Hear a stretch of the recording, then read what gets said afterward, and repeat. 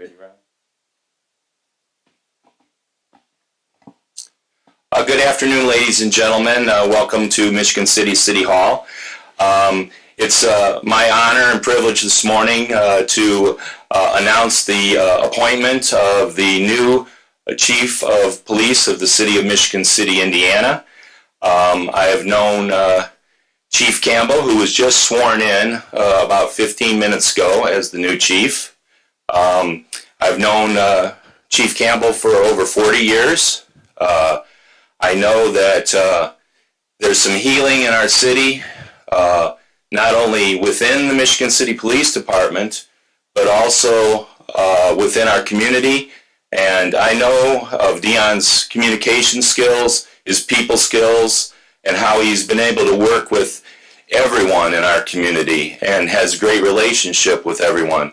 And that has been a very, very important component in my decision of making Chief Campbell our new chief here in Michigan City. Obviously, there has been a lot of issues that have occurred over the last several weeks. I think, like I say, Chief Campbell will be announcing in the next 48 to 72 hours his two assistant chiefs. I let the chief of police make that choice of who he or she feels that they can work with and will be best for the healing process that's necessary here in Michigan City. I will mention that some of the attributes of Chief Campbell is that he has a great relationship with our youth in our community. Working in the schools for almost 10 years is very, very important. Many of our issues in our community are coming from that age group, and I think that his communication skills with that age group is so important to the city of Michigan City right now. Also, it's a pleasure that Chief Campbell is a resident of the city of Michigan City. He lives right here in our neighborhoods, right here in our school district area. So that's important also. So with great pleasure and honor, I will introduce the new Chief of Police, Chief Deon Troy Campbell. Thank you. All right. Good afternoon, everyone. How's everyone doing? Good? Okay. I think I'm going to begin. I would be rude to stand here before you and not introduce my wife. Is that okay? Would you like to meet her? Come on up, Miranda. Just say hello. Hello, everyone. It's so good to be here. I'm very excited about what is happening today. I'm very proud of my husband, who is an excellent, first of all, man of God, a man, and I think he's going to be a great chief of police because he loves this community and he loves people, and he has the great mix of being one who upholds the law and enforces the law, but he also loves people, and I think that's a great mix and has compassion. So I'm just excited. I'm proud. I'm excited for what's going to happen in the city and also in the police force. And so thank you. Thank you. Terrific. Thank you. Okay, bye. All right. All right. All right. First of all, Mayor, thank you for the honor of being named Chief of Police. And I look at this as an opportunity to serve. I look at this as an opportunity to represent the best of what the Michigan City Police Department stands for. Our department is hurting. Our city is hurting. Our community is hurting. And I think one of the reasons why I was chosen is to help bring healing to this community. I'm going to do my best for the people, the residents of this city, and will continue to go forward into the future. It's such an honor for me to be named to this position, and it's an opportunity to serve. I once heard a great leader from Chicago say that we are born for times when we are needed the most. And I'm just thankful that I have grown up in this city, a lifelong resident, and this is such an opportunity to serve. I thank the mayor for having the courage to allow me to pick the two assistants who I feel will be the best people for the job, not only for right now, but two assistants that could lead us into the future. And I think it's a testament to see some of the department heads, some of my fellow officers that are here in support of what's going on. Some of my friends and my family are here. So pray for us. We've got a big job ahead of us. The department is going to take ownership of this process, and we're going to move things forward. And we appreciate you being here. Mayor?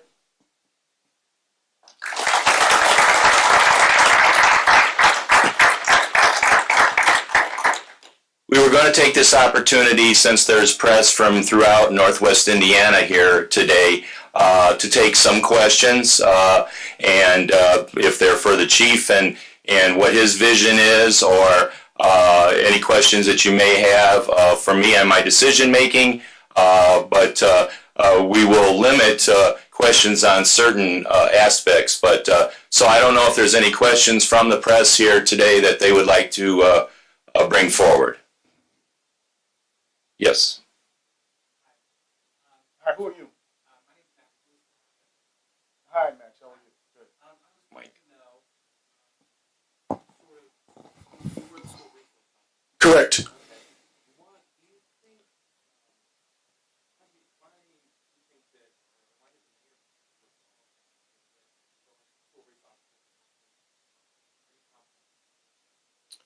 Absolutely. I think one of the things that we have to understand is that the high school is a micro vision of a macro city vision. And so all the issues that you're dealing with at the high school level also translate to what you're dealing with at the city level.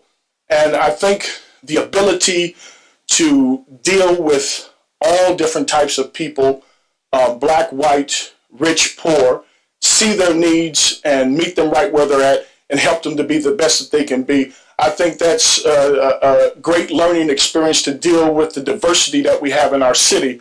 And I think that makes me a very good candidate. I feel like I was very successful out as a resource officer, and my people skills are really what's needed at this time. We've got a brilliant department, very high skilled, and I'm smart enough to understand that I can surround myself and count on people that are smarter than me in the areas that I don't know. So I think for this time and in this season, I'm a very good candidate. I think the mayor's made a smart decision. And also with you, I mean, the former had led the mayor to not cooperate. This is about going into the future, and I'm not going to deal with that right now. So next question. Next question. I'll just address that briefly. Look, I admitted that I have made some mistakes in conversations. Sometimes conversations get heated and people say things that they really didn't mean. I think it happens. We're all human beings. I think it happens to all of us in our lives that you're having a heated debate or discussion. This was in a private discussion also. So that has no bearing on where we're moving forward with the city. I've realized for some time that there is some healing and division, and I think that I might say that I'm blessed that Chief Campbell has come at this time, because I think this is what we need. For the last 8 years, I have proven that I support the Michigan City Police Department in so many ways, whether it was through continued their health benefits, a new facility, any equipment, anything they needed for their job to protect them. And so my commitment over the last 8 years to the Michigan City Police Department, I think, is undeniable. And listen, they have a very tough job, maybe the toughest job in society, because the failure of other institutions in society, government, many others, they're the ones who are forced to deal with all of our social ills. So I just want to make it clear that many of my department heads, I've had heated discussions. For instance, if you're running low on salt in a major snowstorm, you might be having a discussion with your street department people about that, why that occurred. But so that's where we're at on that. I support the Michigan City Police Department, and there was never going to be any time where the task force was going to be dismantled.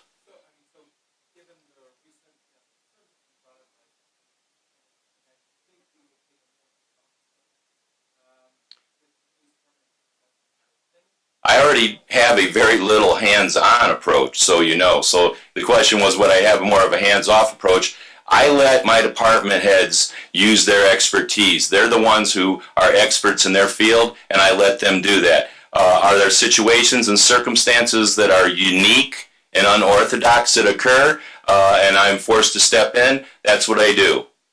But if your quarterbacks are doing their job, the running backs and the linemen are doing their job, you're the coach. You just let them, and they're succeeding. You let them continue to do what they need to do.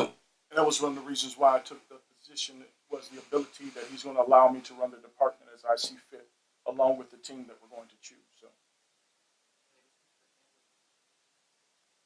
Yes.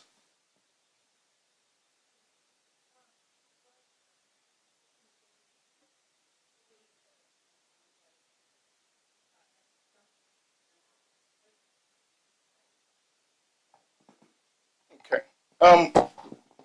I'll tell you what's really been on my mind. I think it's important that before you deal with all of the issues that are out there, is that we begin to deal internally with the health of our department.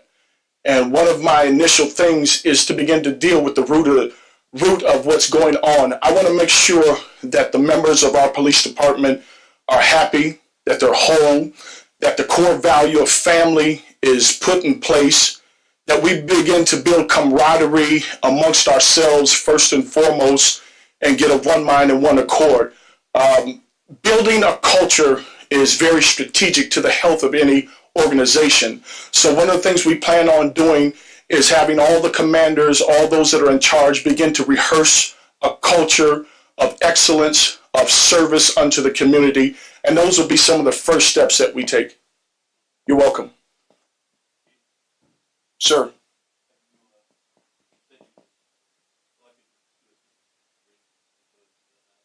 That announcement will be made on Friday.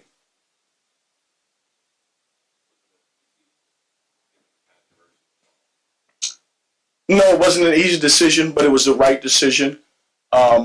I like challenges like this, and for me, it was an opportunity to step up to the plate because I love my city. And I know some people may question why he chose me. Others are going to love why he chose me. But for me, this is my city where I grew up at, and I have a love for it. And how can I walk away from the opportunity to make a difference and make a change?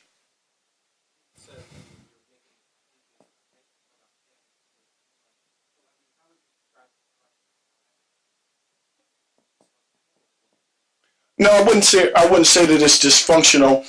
I would say that you have to look at what's going on in our world today. We live in a very divisive society where there is division everywhere.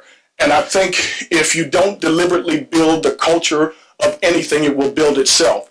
So one of the things that we're going to focus on is building the culture that brings respect and honor to our department. And we're going to capitalize on the things that we do best.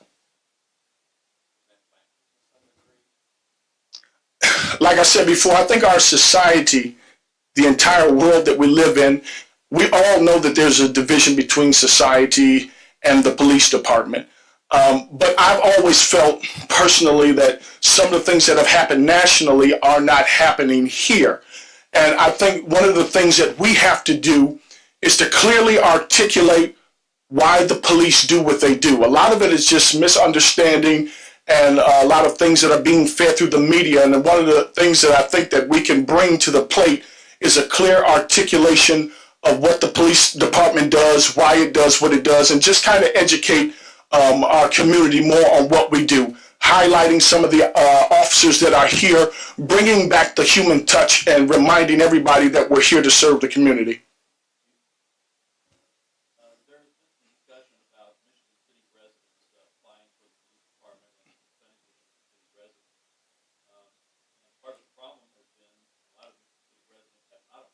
Mm-hmm.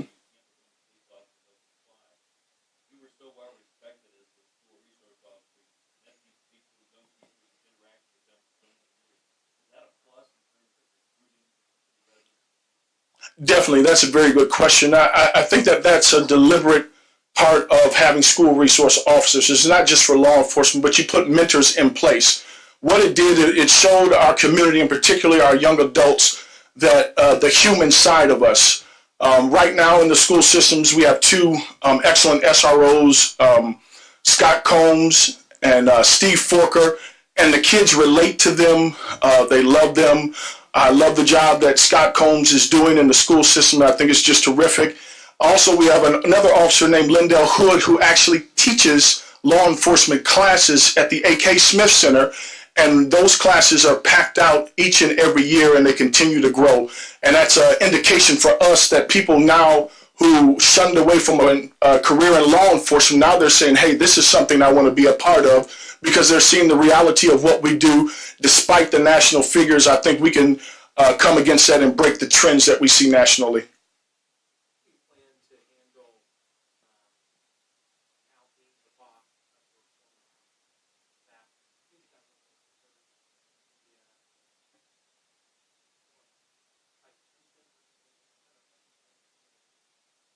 Well, I'll tell you, one of the things that helped me to make my decisions was that I felt that I had the respect of the department. There were some officers who would approach me and thought that I would be a good candidate. So it's about respect. I think if you lead by example and respect, as in any department, that is alleviated. You just got to lead by example and lead with integrity, and I think you'll earn the respect. Of course, there may be some resistance, as in any department that you're leading, but I think if you do it the correct way, people will respect that in the end. And if I could just add to that, all three of the chiefs that have resigned have given a commitment to me in a private meeting that they plan to assist and for there to be a smooth transition, and that they are supportive of my administration and working with the new leadership at the Michigan City Police Department. So I take them at their word that that'll occur.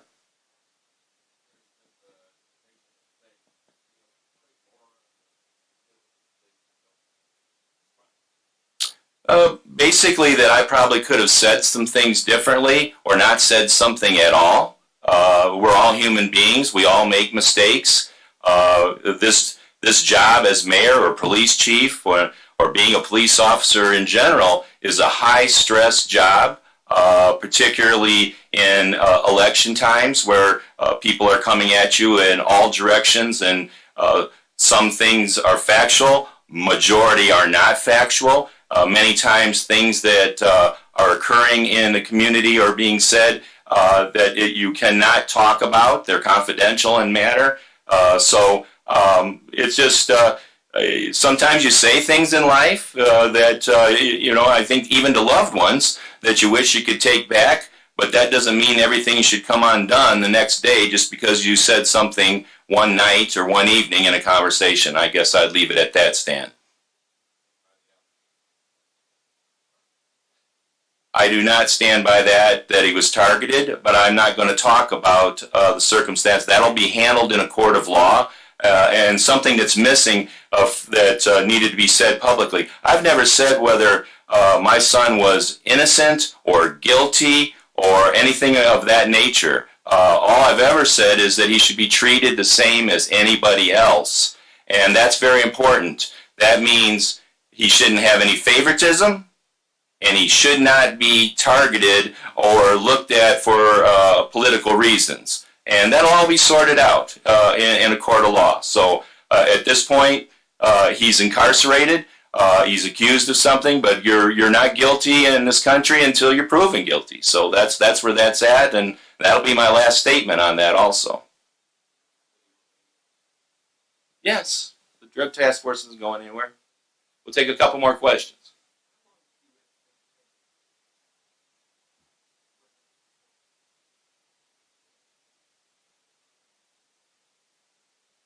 Until I get a good grasp of things.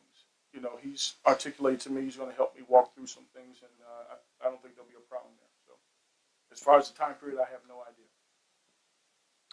One more question? Any more questions? Well, we thank you very much, everyone who's joined us, and congratulations, Chief Campbell, on your new position. Thank you. Yes, sir. Thank you, sir.